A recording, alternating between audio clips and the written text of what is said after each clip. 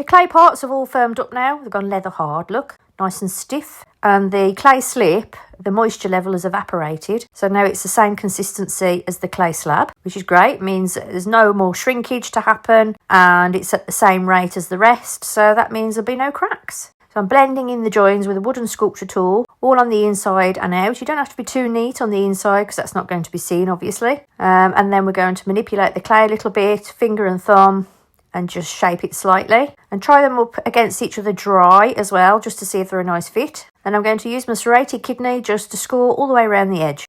Now, as this is going to be a closed form, got to make sure it's a really good seal. So now I've scored all the way around. I'm going to add the thick slip that I talked about earlier. Add plenty because we're not going to be able to blend it in from the inside really very well. I might need a little of adjustment here and there. Start at the neck area and work your way around and just check that all the clay walls line up. If there are any adjustments needed, like say if one of the clay walls isn't quite lining up, use a sculpture tool from the inside and push outwards. Rub your fingers along the seam just to make sure that everything is even. Use a sculpture tool like I am in the video just to help you line the walls up if need be. It's coming together quite nicely, isn't it? So now we're going to make a bottom slab. Roll out your clay to 5mm thick, draw around using a needle tool, score that area on the bottom as well, add some slip and then apply. Give it a wiggle to make sure it's sealed well. I'm going to leave the excess on just to give me some stability while I'm working on the sculpture, but obviously you can cut it off if you choose to at this point. And now I'm just blending in the joins with my sculpture tool. At this stage, start thinking about the shape and manipulate the clay a little bit. But we can do that a little bit later on. Now I'm just taking off the excess on that slab. Cut round using a needle tool. Next up will be the tail. There you go, it's firmed up quite nicely. So I'm going to put a base on this tail and I'm going to add my stamp to the base.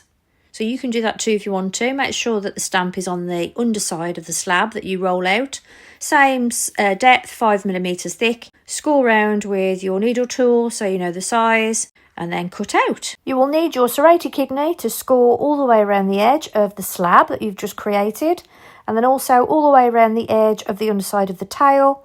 Add plenty of thick slip because this is a closed form, so we can't blend it in from the inside, only the out, so make sure it's a good seal, and then apply. Give it a little wiggle and fill in any gaps with some thick slip. Try it against the back of the horse and make sure it's a nice fit. It's coming together nicely, isn't it?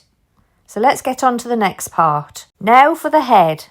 Obviously we made this in the last video and you can see you can pop it in lots of different positions. In the next sculpture class I will share with you what details I add and how I add them. But at this stage you could just go ahead and start assembling this horse yourself. You know what to do to attach, all you've got to do is score and slip. So you have everything you need to build this horse. I will be posting a part 3 if you want to watch that, just showing you how I add the sculptural detail to the face and put some texture in the mane and tail like it is in these pictures. Aren't they beautiful? What colour would you paint yours? Let me know in the comments what your plans are. Don't forget to click that follow button so you're notified for the next free class.